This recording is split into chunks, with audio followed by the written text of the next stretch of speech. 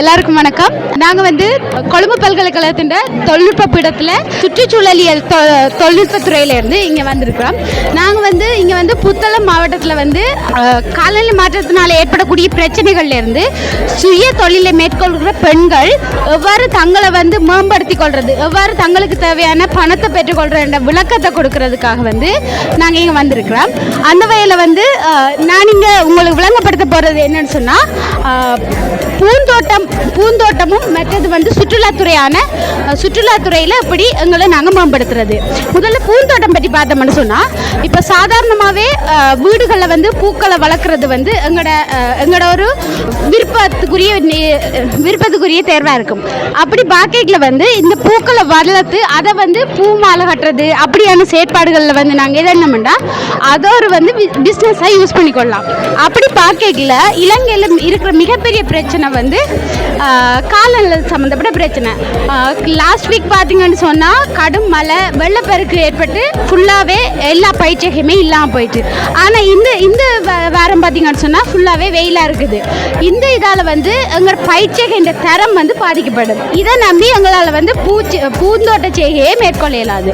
அதுக்காக நாங்கள் பச்சை வீட்டு திட்டத்தையும் மற்றது சோலார் கூட்டின ஒரு மனையம் அமைக்கிறது எங்களுக்கு நன்மையை தரக்கூடியதாக இருக்கும். ஏன்னு சொன்னால், இப்போ பச்சை வீட்டுக்களை வளர்த்தோம்னு சொன்னால் மழையோ வெயிலில் இருந்து பாதுகாக்கக்கூடிய மாதிரியும் இருக்கும். மற்றது இந்த பச்சை வீட்டு திட்டத்துக்குள்ளே சில தொழில்நுட்பங்களை நாங்கள் பயன்படுத்தணும். சொல்லப்போனால் துளிநீர் பாசனத்தை பயன்படுத்தோம். இதால் நீர் சேமிக்கப்படுறது நீங்கள் உள்ளடங்குது.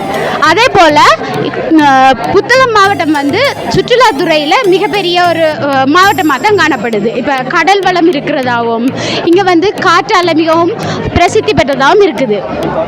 இப்படி காற்றாலை மிகவும் பிரசித்தி பெற்றதாகவும் இருக்கிறதால இங்கே வெளிநாட்டில் இருந்தும் சரி, உங்களோட நாட்டிலையும் இருந்தும் சரி சுற்றுலா தலமாக பார்த்துட்டு போகிற இடமா இருக்கால இங்கே இப்போ சொல்லப்போனால் ஒரு இடத்துலேருந்து வாராக்கள் இந்த இடத்துக்குரிய சாப்பாடு எப்படி இருக்குமென்னு சொல்லி ஆசைப்பட்டு சாப்பிட்றதுக்கான இடமா இருக்க போகுது.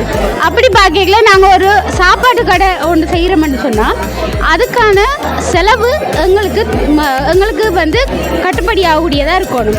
இப்போ இதே ஒரு சாப்பாடு கடையில் சோலார் பேனல் ஒன்று வச்சுருந்தோம்னு சொன்னால் அந்த சோலார் பேனலால் நாங்கள் யூஸ் பண்ணுற கரண்ட் செலவு எங்களால் குறைக்கணும். இந்த சோலார் பேனல் கூட்டுறதுலேருந்து இந்த கடை அமைக்கிற முழு செலவுக்கும் ஒரு சுய தொழில் செய்கிற ஒரு பெண்ணாலேயோ அல்லது சுய தொழில் செய்கிற ஒரு ஆளாலேயோ அதை ஈடுகட்ட இயலாது.